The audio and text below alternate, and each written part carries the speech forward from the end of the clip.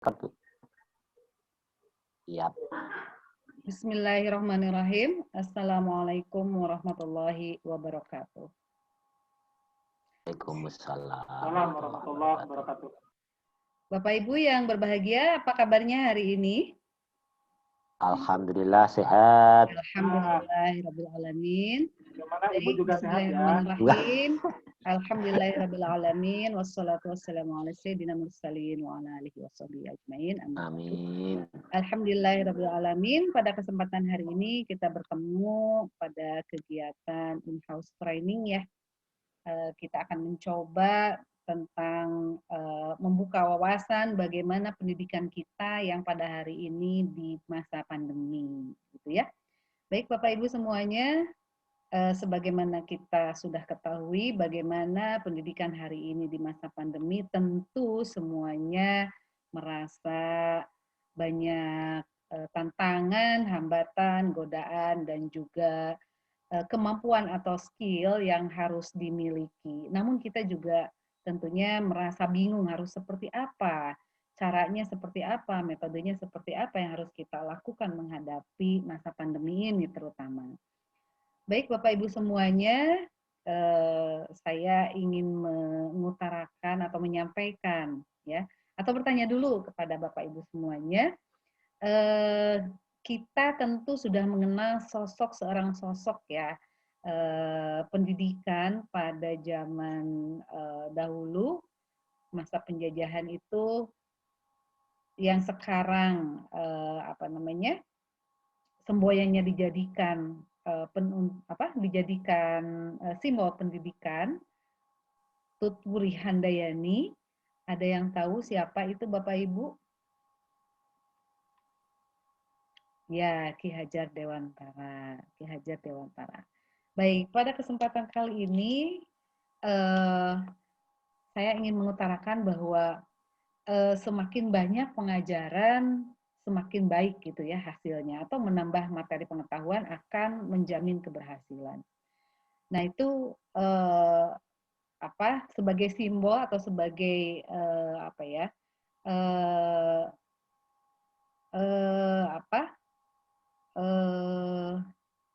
statement dalam sistem pendidikan formal ya.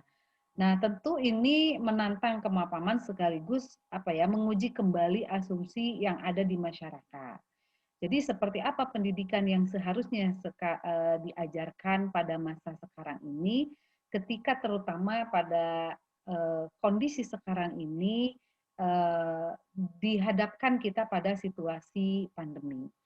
Sebelum saya mengutarakan bagaimana nilai-nilai atau filosofi yang terkandung di dalam pendidikan Ki Hajar Dewantara, barangkali silahkan Bapak dan Ibu ingin mengutarakan pendidikan semacam apa yang sudah Bapak Ibu kenal dari sosok ini.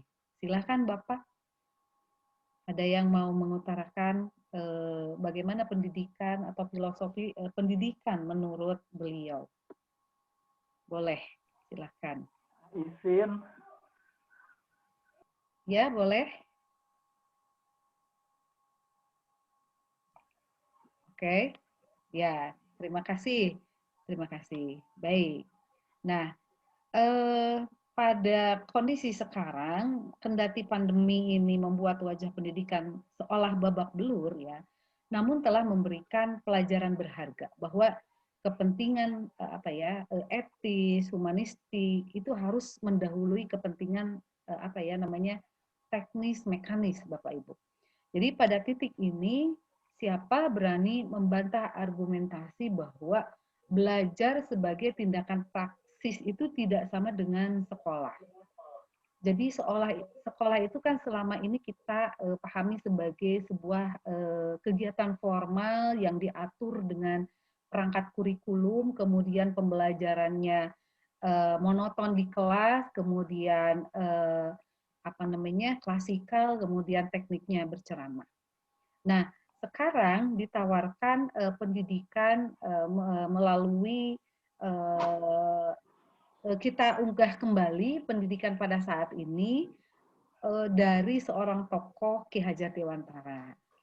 Ya, jadi pada saat ini ada apa namanya, ada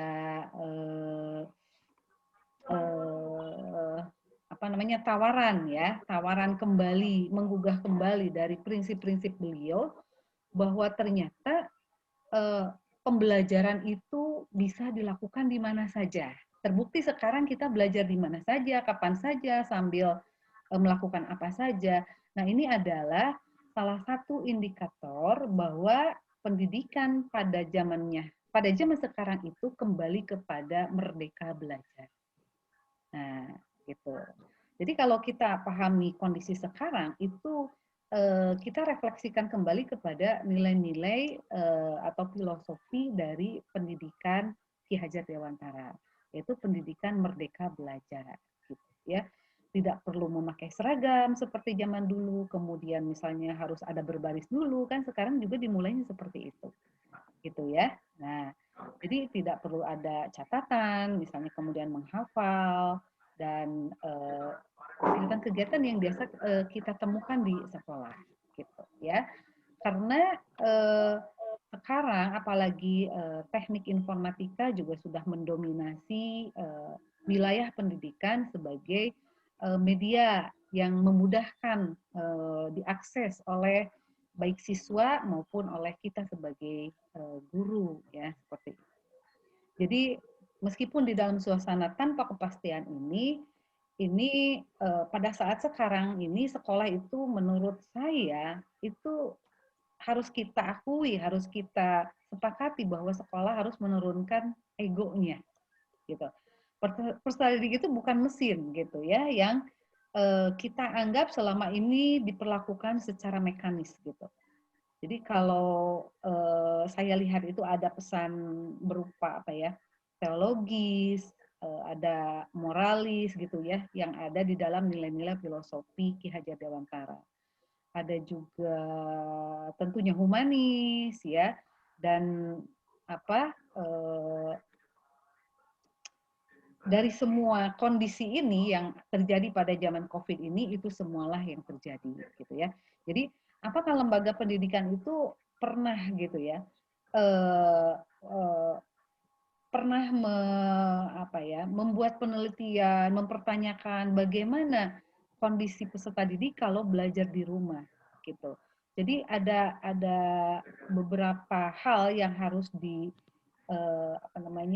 dijadikan sebuah pemikiran oleh kita, bagaimana sebaiknya sekarang mengulang kembali sisi humanis anak, karena pendidikan itu adalah memanusiakan anak, maka silakan Bapak Ibu membuat di lembar kerja mencantumkan atau membuat mengemukakan pemikiran Bapak Ibu semua, pendidikan yang seperti apa yang tekniknya, caranya memanusiakan manusia,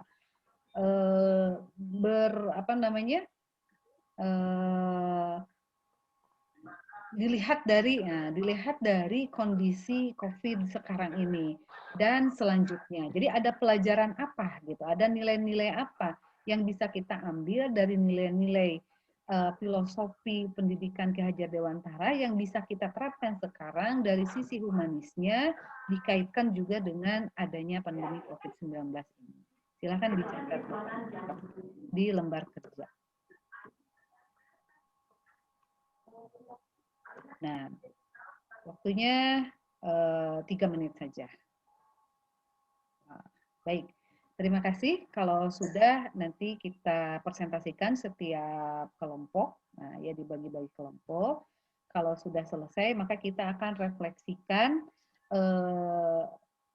sebagaimana yang sudah didapatkan dari hasil lembar kerja tersebut, dan kita akan mencari sebuah kesimpulan bagaimana pendidikan yang seharusnya memang memanusiakan manusia sesuai dengan prinsip belajar merdeka yang didengungkan, yang diunggah kembali, dibongkar kembali, dilahirkan kembali dari nilai-nilai pendidikan Ki Hajar Dewantara. Mungkin Bapak Ibu semuanya, hari ini kita sudah menggali bagaimana nilai-nilai pendidikan itu dilahirkan sesungguhnya Kinegara dan sekarang kita lahirkan kembali, mudah-mudahan bisa membuka wawasan kita bagaimana pendidikan itu sesungguhnya harus dilaksanakan. Demikian, mudah-mudahan bisa bermanfaat. Assalamualaikum warahmatullahi wabarakatuh. Assalamualaikum warahmatullahi wabarakatuh. Assalamualaikum warahmatullahi wabarakatuh. Waalaikumsalam warahmatullahi wabarakatuh. Mantap. Pak